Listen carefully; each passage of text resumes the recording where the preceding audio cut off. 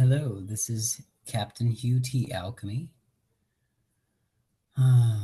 So last night we did a Yahtzee roll, where we were talking about numerology and how you would roll the probability of 5 dice to make all the top showing number the same. Zana Moonflower did it in 4 rolls at 7:11 p.m. Phoenix time. And that would be, I think it's Pacific Daylight Time right now. And so it's GMT plus or minus 7. I don't have it memorized. Anyways, I'm here to talk a little bit about the numerology system that we're using and the reasons why that particular dice roll happened. I'd like to make a correction on my probability numbers. It was the chances of that happening based on number file YouTube videos probability, which they have a lot of great Yahtzee rolls. If you want to shout out to number file, watch some of their stuff. It's pretty cool stuff, dice rolling. Anyways, the probability according to them is 1 in 1,293. So we beat that by 1,289 or something like that, which is fun. And so let's talk about why. Some of the books I recommend. We talked about this one last night. Know Your Number. The angle, so you guys can see better. There we go. Know Your Number. This is a good book because it talks about gambling, numerology, and nameology, as well as it explains some of the Kabbalistic and the Pythagorean systems back and forth. So it's generally good because it's general. It teaches you how to use numerology in your life. It teaches you how to use numerology for your friends. It teaches you how to use numerology in the casinos. So it's an all-around good book. And your captain, myself, recommends that you pretty much look in a dedicated way for older books. I have a lot of books that I've bought through the internet, and the best ones are the ones that have been printed in the early 19th century or the 20th century before 1970, because somehow numerology and astrology has gotten more muddy recently. So I don't know how to say his name. I said Miss Sege's last name, but it might be Miss Gade's Charles. Another factor is the part of fortune, and this is a really old Arab scholar.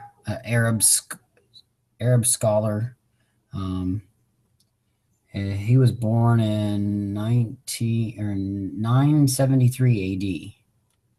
So this is called The Book of Instruction in the Elements and the Art of Astrology. It's a good old book. It's been reprinted. You can find it on Amazon. Al-Biruni. Of course. Hold on.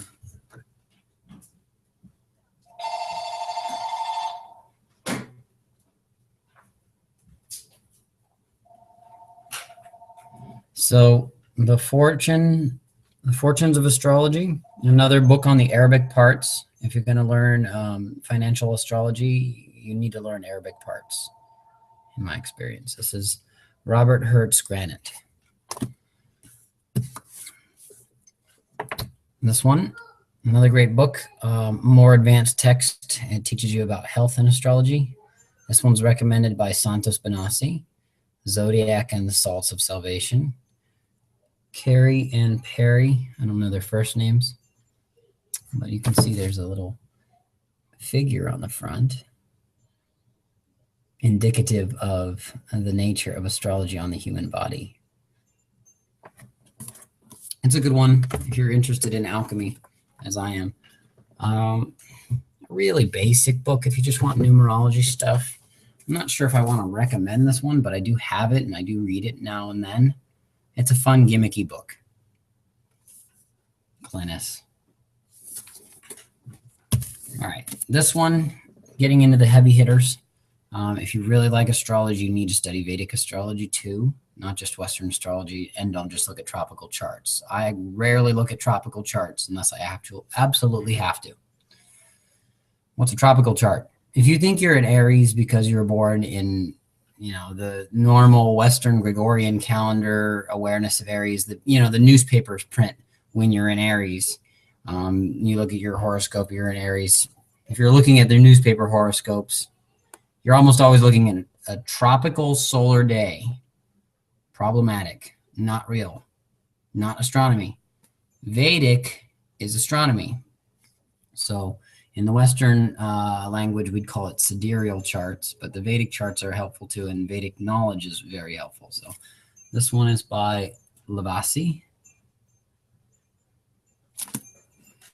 All right, and the big one, The Magician's Companion. And this one's a good book mainly because it teaches you the influences of planets and how they associate with numbers, how they associate with various other things. This is Bill Whitcomb. And I've had this book for years and I've not finished it, and I recommend it. It's a great reference guide. Now, the heavy hitters of the heavy hitters, the books that are published that really do help people, like this one, which is, I was very lucky to get a copy. Shout out to my Australian friend for giving me one. This is a reprint, a republication of an original. And because the originals cost over $1,000 by Jack Gillen, The Key to Speculation at Casino and Lottery Games. This one has been repurposed and remade by myself, and eventually, hopefully, I can rewrite one. New title, of course, and we'll thank Jack Gillen for his work because he did a lot with Western astrology and financials, and he made millions of dollars. And so this one I'll be teaching from today, and secondarily, I like to show you that I have some astrology programs which deal with numerology and such. Hopefully you can see that pretty well. This is the Millennium Toolbox Air software by Alfie LeBeau, alfie.com. And this is a really helpful software. It's showing the chart, my natal chart right now. But it's a very helpful software for charting luck and an understanding of when money's going to come into a chart. The other one that I have is the Kepler software, which I prefer the software for looking at what's going on in the sky, and it is what we'll be using.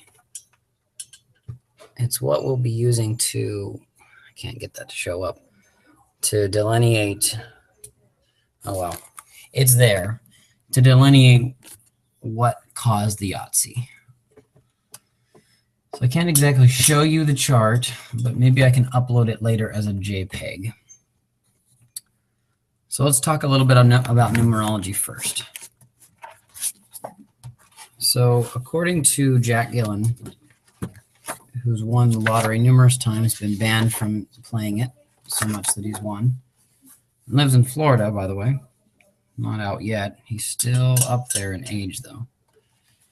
We have Numerological Factors chapter, I think this is page 9.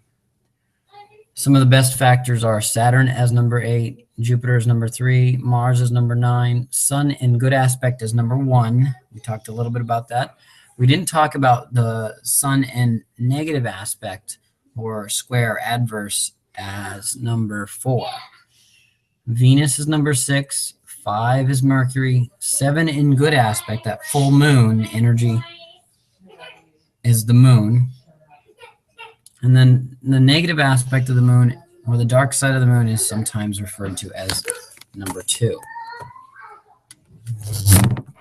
So I would agree with this for the most part, except it doesn't use outer planets, and I like to use outer planets because oftentimes they're reflected on a chart. So we'd add the outer planets. We'd say 4 is probably the planet Uranus, 7 is Neptune, and Pluto Pluto might be fitting into 22. I think that's what I remember. So Pluto's also 4. Now, in some systems, and we'll talk about this in later videos, in some systems, because we don't have 8 on a 6-sided dice, we might actually attribute the characteristics of the number 8 and the planet Saturn to number 4. And I'll explain that another time.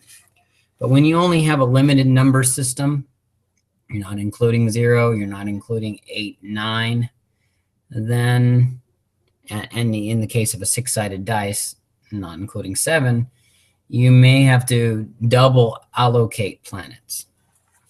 So let's talk about the signs. Aquarius would be an 8, Pisces would be a 3, Aries would be a 9, Taurus would be a 6, Gemini would be a 5, Cancer would be either 2 or 7 numerologically, Leo would be 1 or 4. Now remember that the moon and the sun, Leo and Cancer, are only really attributed to be associated with 1 or 2, or sorry, 1 sign. And so thus we're putting 2 numbers in 1 sign. These are important features. So if you're studying astrology, really take a look at the signs of Cancer and Leo. Virgo would be a 5, again for Mercury. Libra is a 6 for Venus. Scorpio is a 9 for Mars. Sagittarius is a 3 for Jupiter. And Capricorn is for Saturn and coming in as a number 8. You can also notice too, like we didn't talk about how Mars is a 9, but it's also ruled by Pluto. So Pluto could be a factor whenever you see a 9. In the game of craps, we see 7 as the rulership. So 7's involved with combination of ruled by the moon. I mean, that's a really big factor in all of gambling is lunar position. So let's talk a little bit about why the Yahtzee was rolled. At 7:10 and 30 seconds p.m., because my watch might be a little fast, we see the astrological aspects coming in October 1st, 2014. Let's talk about numerology first. So 10/1/2014. 2014 numerologically adds up to 2 plus 1 plus 4, 7. And then October is a 1. And then the first of the month is a 1. So we're on a 9-day. So we can say that the 9th house of the zodiac, the energy of the planet Mars, and the association with Scorpio are all involved here. Now, I know a little bit about the native's chart, so we can say also Aries is on the ascendant, and Aries is associated with the individual who rolled the dice. So Zana has Aries in a prominent place in her chart. Aries is 6 degrees in the sidereal chart, the astronomy chart, and she's rolling the dice.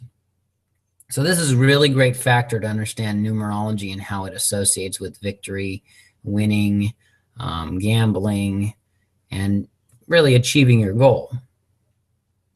So we have the Aries native on the ascendant. Aries is in the eastern sky. And some of the other factors may be the aspects to Aries. One of the major aspects to Aries on the ascendant would be Venus. Now this is interesting. Why would we want to zero in on Venus? Well, first of all, it has a blue line associating. In this program, a blue line is a good aspect. And that Venus is at Virgo 7 degrees in the 6th house. Well, she got all 3s, right? 3 is a Jupiter or Sagittarius factor. So we can look at Jupiter. Okay, so the moon is in Sagittarius. Excellent. So that can kind of verify that there's some influence there. And it's in the 9th house. The transit is in the 9th house. So be that it's in the 9th house, there can be somewhat of an association there between the energy of the 9, which is the day, October 1st, 2014, and the lunar position, moon in Sagittarius at 17 degrees. So there's some influence there. Now, it's a long shot influence, too, and it's connected to, we have the factor of Uranus. Uranus governs in gambling systems, numerology systems, long shots. So if Uranus is affecting the long shot, then it's involved. It's involved with the moon. I think it's squaring the moon at that time because Uranus is in Pisces, 19 degrees. And it's just above the horizon on the eastern sky. So the native's in Aries. She's got Uranus involved with the moon, the transiting moon. And I believe we have a rulership here. Oh, I was going to point out the numerological factor of Venus. So the moon governs the fact the 2s and the 3s are probably going to be more common to roll that night and that time period because we have the moon in negative aspect 2, numerology 2, and it's in Sagittarius, numerology 3. Additional of that, we have the influence of the moon reaching over to the sun, negative aspect. So the low numbers might be a dominating factor that whole night. Let's see. Yeah, lower numbers. So we'd avoid 5s and 6s more often. Now, if we take the dice, we got 5 dice, which is an aspect of Mercury, which is commonly the aspect of craps, which is commonly the aspect of all gambling, which is commonly the aspect numerologically of the word casino and any, what is it, 5 character thing. Let's see, craps is 4, 5, and then we have a few, sorry, 5. We have a few different numerology factors, but Mercury can be a really important rulership to look as a second line characteristic to where the moon is and what's Mercury doing. So Mercury's reaching over to Venus and making it easier. Mercury's in one of her native signs too. It's in Libra. Libra is ruled by Venus. Hey. So she rolls this in 4 rolls. With a numerology of 4. Let's see. Sun in negative aspect. Yep. Sun's in negative aspect. Numerology of 4. She rolls, what else is 4? Associated with an outer planet, we're dealing with Pluto. Pluto sits right next to the moon. And Pluto and the moon are basically conjunct. So there's a great factor there. Pluto and moon, she rolled in 4 rolls. There's an involvement. All right. So the other relationship is, where the biggest relationship in my eyes is this Venus. Does anyone know why? Here's why. 5 dice. 3 each, or number 3 showing on each of them. So we take them 5 times 3, 15, 1 plus 5, 6. There's Venus. There it is, right in our face. And this planet is the only one that's really, truly in good aspect across the board with this transit. So notice these factors in your life, in your astrology chart, in the numbers around you, and you may get an advantage like Zana got, or at the casinos. And I encourage you to watch blogs, or to watch video vlogs that I put up, as well as check my website, gildedfate.com. And you can see the blogs that I've put up there. They're more in writing, but I'm going to do more video blogs. And yeah, hopefully this was a little bit eye-opening. Do get some books. Start reading. And if you need a reading or you need some help, some tutoring, give me a call. Gildedfate.com. This is Captain Hugh Alkemi.